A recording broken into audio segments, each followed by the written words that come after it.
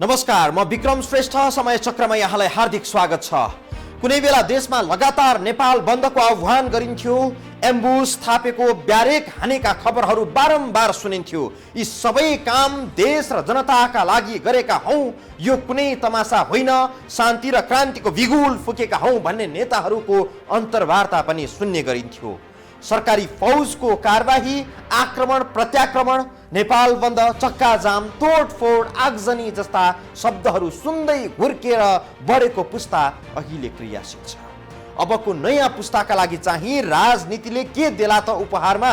हप्तै पिछेको आमसभा, जुलुस, फुटाउ, विग्रह, द्वेष अनि सायद गाली गलौज। राजनीतिले जनतालाई दिने भनेको निराशा मात्रै हो त? आजको अहम प्रश्न यही बनेको छ। दर्शकवृन्द, आजको समय चक्र प्रस्तुत गर्दैछौँ यो विषयमा।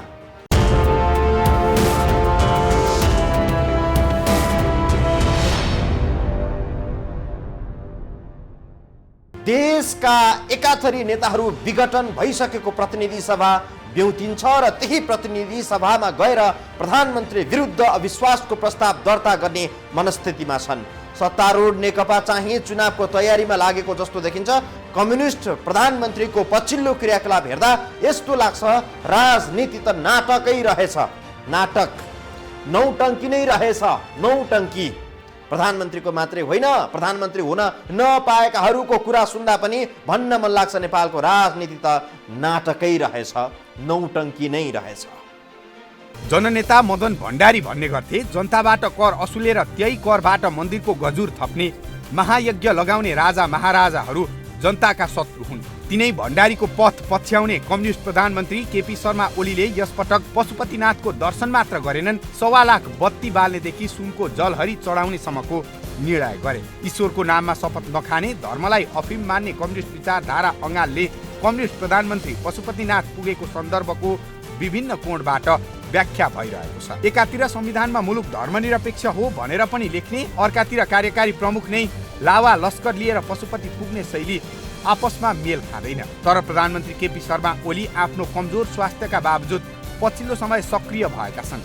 उनको सक्रियता आम मानिसले नसोचेका क्षेत्र र समूहतिर पनि प्रवेश गरिसकेको छ। आफैले चुनाव घोषणा गरेर सक्रियता बढाइरहेका प्रधानमन्त्री ओलीका पछिल्ला क्रियाकलापको श्रृङ्खला हेर्दा केही छनक अवश्य पाइन्छ। उहाँको पछिल्लो समयको अभिव्यक्तिहरू हेर्दाखेरि र पछिल्लो समयमा जुन किसिमले उहाँले जुन क्रियाकलापहरू गरिरहनु भएको छ त्यसबाट चाहिँ नि उहाँको आशय अलि भिन्दै किसिमको पनि देखिन्छ।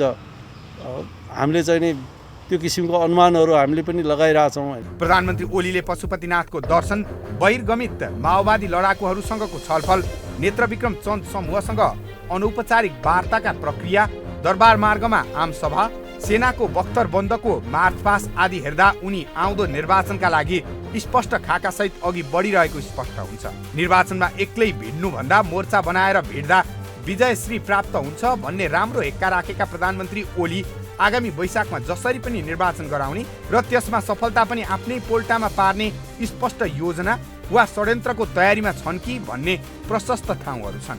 निर्वाचनको घोषणा गर्ने अनि निर्वाचन पनि गराउन नसक्ने हो भने ओलीलाई प्रधानमन्त्रीको कुर्सीमा टाँसिरहन सम्भव हुँदैन।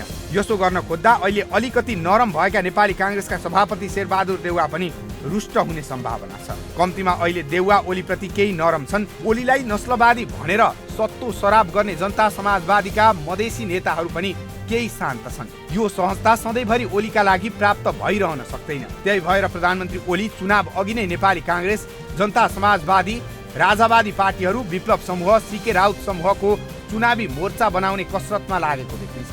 हिजो जङ्गल बस्नु भएको होइन, उहाँ जङ्गलमा बस्नु भएको होइन।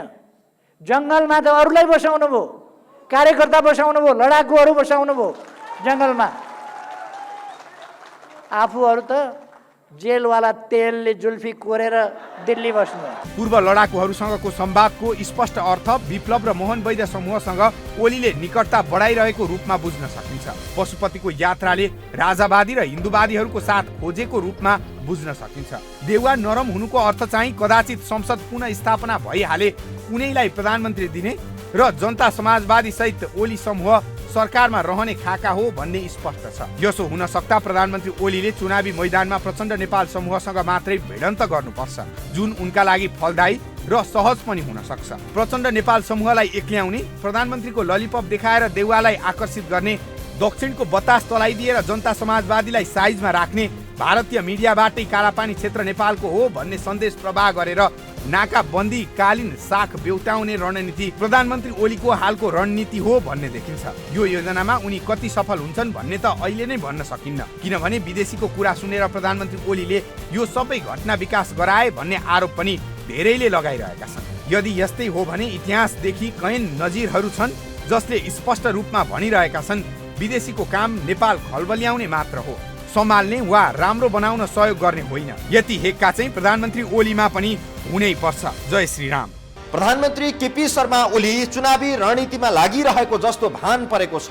चुनाव जित्न अनेक थरी तिकडम गर्नुको साटो 3 वर्ष जनताको मन जित्ने गरी काम गरिदिएको भए अहिलेको यो सबै प्रपञ्च गरिरहनु पर्ने नै थिएन। जनताको चाहना बमोजिम शासन गर्नु त परको कुरा, सरकारको एउटा मामुली कर्मचारीलाई विद्युत प्राधिकरणमा राखियोस् न त फेरि एकपटक भन्ने माग जनताले सडकमै उत्रिएर राख्दा पनि ओली सरकारले पुरा गर्न सकेनन्। थप प्रसङ्ग सहित हामी जोडिनेछौँ यो ब्रेकपछि।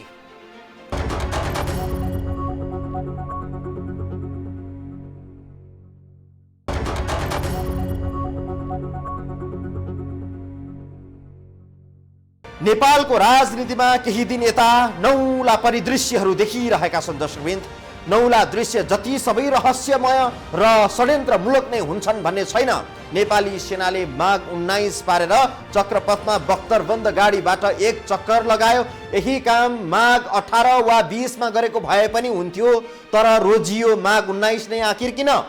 विज्ञहरूको विश्लेषण अनेक छन्, हेरौँ यो रिपोर्टमा। नेपाली सेनाका प्रवक्ता सन्तोष वल्लभ पौडेलले आइतबार एउटा ट्विट गर्दै सेनाको बख्तरबन्दहरूले काठमाडौँको चक्रपथमा माघ 19 को रात चक्कर लगाउँदैछ भन्ने सूचना दिए। प्रवक्ता पौडेलको ट्विटमा यो चक्कर सेनाको नियमित अभ्यास हो पनि भनिएको थियो। नेपाली सेनाले बख्तरबन्दको मार्च पासलाई नियमित अभ्यास भने पनि वर्षौंदेखि काठमाडौँमा बस्दै आएकाहरूलाई समेत यो चक्कर नौलो लाग्यो। यही भएर धेरैलाई लागेको छ सेनाले नियमित भने पनि यो नियमित हुने कार्य होइन, यो अनियमित श्रृङ्खलाकै एउटा घटना हो। नेपाली सेनाले बख्तरबन्दको चक्करका लागि माघ 19 को मिति तोकेपछि धेरैले 16 वर्ष अघि राजा ज्ञानेन्द्रले सत्ता हातमा लिएको दिन सम्झिए। त्यो बेला राजाले सत्ता हातमा लिएपछि सेनाले यसै गरी माघ 19 कै रात काठमाडौँमा मार्च पास्ट गरेको थियो। ठ्याक्कै त्यही दिनको झल्को दिने गरी यस पटक सेनाले यस्तै अभ्यास गर्यो। यति मात्र होइन, सेनाको बख्तरबन्दको मार्च पास त्यो दिन भयो जुन दिन दक्षिण पूर्वी एसियाको एक देश म्यानमारमा सैनिक कू भयो। अर्थात् सोमबार म्यानमारमा त्यहाँको सेनाले निर्वाचनमा विजयी भएको राजनीतिक दलका नेताहरूलाई गिरफ्तार गरी 1 वर्षका लागि संकटकाल लागू गर्दै सत्ता हातमा लिएको थियो। म्यानमारमा सैनिक कू भएको समाचार बजिरहेको दिन नेपाली सेनाको बख्तरबन्दले चक्रपथको परिक्रमा गर्यो।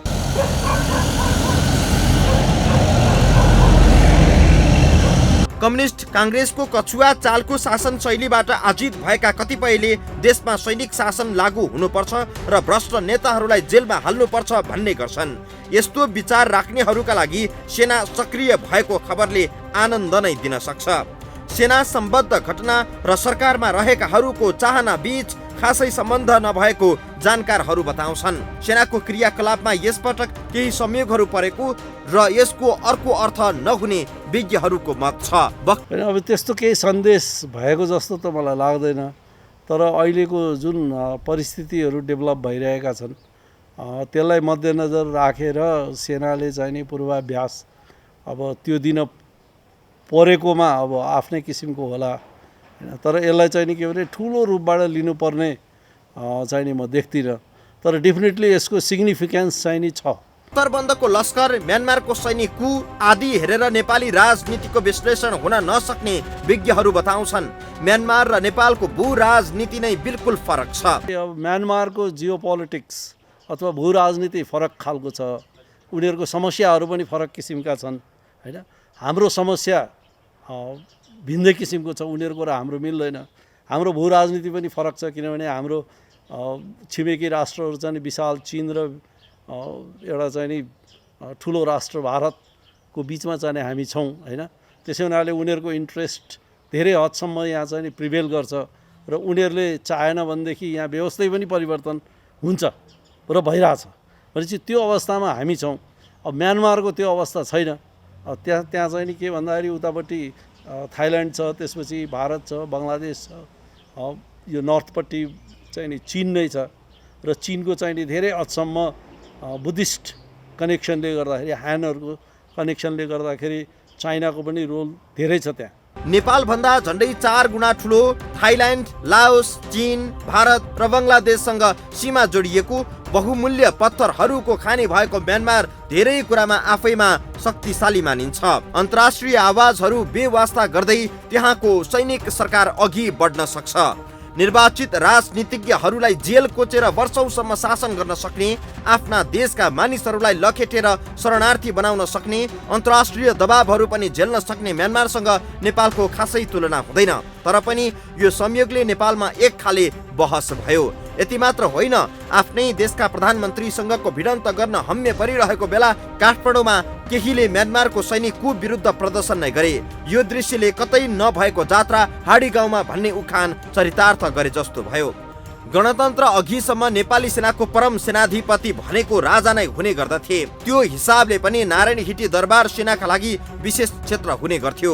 प्रजातान्त्रिक आन्दोलनमा मात्रै होइन, गणतान्त्रिक आन्दोलनमा समेत नारायण हिटी राजदरबारतिर आन्दोलनकारीको आँखा जान्थ्यो। मुख्यतः सेनाको सुरक्षा घेरामा रहेको नारायण हिटीतिर आन्दोलन कम प्रभावकारी हुन्थ्यो। अझ दरबार मार्गमा राजनीति कार्यक्रम भएको पछिल्लो कालखण्डमा उति देखिएको छैन। मानिसहरूको मनमा शङ्का उपशङ्काले घर गरिरहेको बेला प्रधानमन्त्री नै दरबार मार्गमा आम सभा गर्दैछन्। ओली पक्षधर नेकपाले माघ 23 गतेको दरबार मार्गमा आम सभा तय गरेको छ। प्रचण्ड नेपाल पक्षले चाहिँ यसलाई पञ्च भेलाको संज्ञा दिएका छन्। म्यानमारमा सैनिक कू हुँदा नेपालमा पनि सैनिक शासन लागू हुनुपर्छ भन्नेहरू त छन्। सैनिक शासन कस्तो हुन्छ र यस्तो शासन किन चाहिने हो भन्ने प्रश्नहरूको जवाब नभएकाहरूलाई नै यस्ता चाहना हुने गर्दो रहेछ। लोकतन्त्रमा चाहना नै राख्न नपाइने होइन, राजा चाहिन्छ भनेर त नेपालमा आन्दोलन नै भइरहेको छ। यो कुनै नौलो विषय रहेन। थप प्रसङ्ग सहित हामी जोडिनेछौँ यो ब्रेकपछि।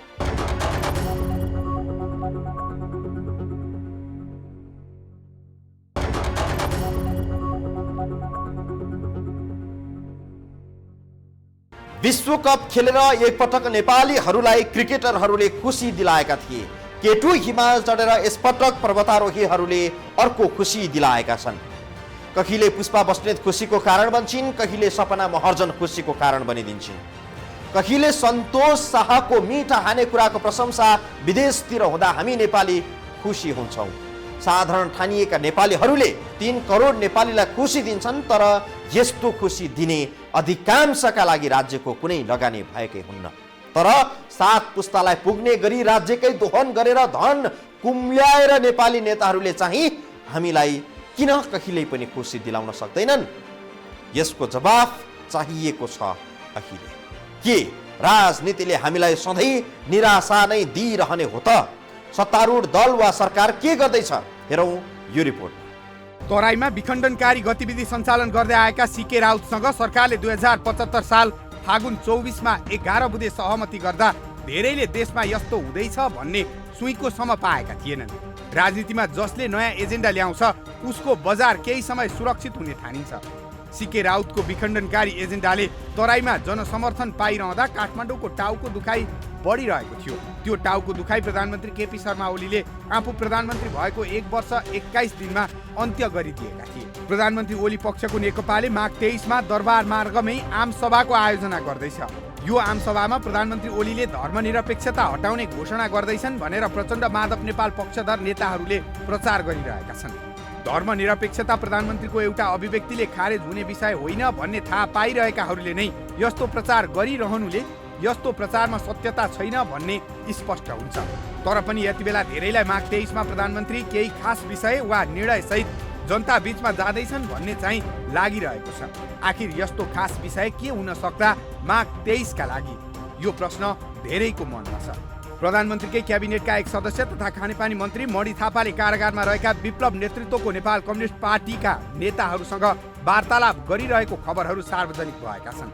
अन्य नेताहरू र सरकारका महत्त्वपूर्ण पदमा रहेकाहरूले पनि विप्लव समूहसँग अनौपचारिक रूपमा वार्ताकै प्रस्ताव गरिरहेको खुलासा गरिएको छ।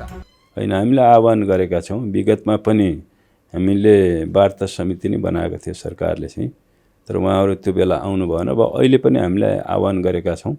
उहाँहरूका जुन राजनैतिक मान्यताहरू छन्, अब अहिलेको यो मूलधार मार्फतबाट नै ती मान्यताहरूलाई अगाडि बढाउन सकिन्छ। त्यस कारणले वार्ता संवादमा आउनुहोस् भन्ने हामीले आह्वान गरेका छौँ। यी घटनाहरूको सेरोफेरोमा रहेर विश्लेषण गर्नेहरूले माघ 23 मा विप्लव नेतृत्वको नेपाल कम्युनिस्ट पार्टीसँग वार्ता गर्ने वा वार्ता टोली गठन गर्ने वा सत्तारूढ पार्टीसँग पार्टी एकताको उद्घोष हुने आकलन गरिरहेका छन्। सीके राउतसँगको 11 बुँदे सम्झौता जस्तै अर्को एउटा अप्रत्याशित विषय नेपालको राजनीतिमा प्रकट होला कि भन्ने धेरैलाई लागिरहेको छ। एकपटक प्रधानमन्त्री केपी शर्मा ओलीले पार्टी विभाजनतर्फ जानु अघि नै आफ्ना केही सीमित नेताहरूसँग 78 सालसम्म काला पानीबाट भारतीय सेना हटिसक्ने र त्यो घटना अर्को चुनाव जित्न पर्याप्त हुने बताएका थिए। कालापानी क्षेत्रलाई समेत समेटेर नेपालको नयाँ नक्सा संसदबाट पास हुनु पछाडि प्रधानमन्त्री ओलीकै मुख्य भूमिका छ भन्ने कुरामा खास विमति छैन। नेपालको संसदमा प्रधानमन्त्रीले एउटा प्रस्ताव पास गराउनु र भारतको सेना कालापानीबाट फिर्ता पठाउनु बिल्कुल भिन्न कुराहरू हुन्। तर पनि वर्षौंदेखि कुनै प्रधानमन्त्रीले नगरेको काम ओलीको पालामा भयो, तर त्यो उनकै कार्यकालमा कालापानीबाट भारतीय फौज फिर्ता जाला त।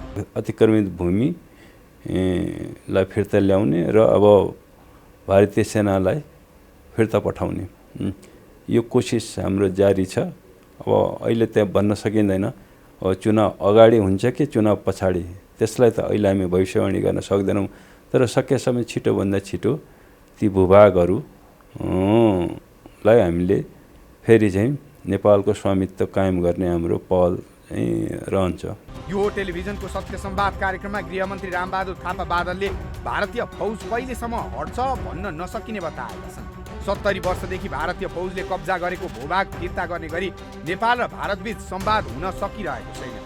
स्थिर सरकार र राजनीतिक स्थायित्व प्राप्त भएमा नेपालले सीमा विवाद, व्यापार घाटा, विकास र समृद्धिका कामहरू सहजतापूर्वक गर्न सक्ने आशा गरिएको थियो। तर झन्डै 2/3 मत प्राप्त गरेको नेकपा 3 वर्ष पूरा गर्दा नगर्दै विभाजनको सङ्घारमा पुगेको छ। गृहमन्त्री रामबहादुर थापा बादलसँगको विशेष अन्तर्वार्ता बुधबार राति 9:15 बजे यो टेलिभिजन सत्य संवादमा प्रसारण हुँदैछ। गृहमन्त्री थापाले प्रचण्ड छाडेर केपी ओली पक्षमा रहनुको खास कारणहरूबारे पनि चर्चा गरेका छन्। समय चक्रका साथै यस टेलिभिजनका सम्पूर्ण समाचार बुलेटिन कार्यक्रम यो टेलिभिजन, yohokhबर.com, युट्युब र फेसबुकमा पनि पढ्न र हेर्न सक्नुहुनेछ। मोबाइलमा यो टिभी एप डाउनलोड गरी हामीलाई प्रत्यक्ष हेर्न सक्नुहुनेछ। आजलाई चाहिँ समय चक्रको प्रस्तुति सकियो। बिदा दिनुहोस्। नमस्कार।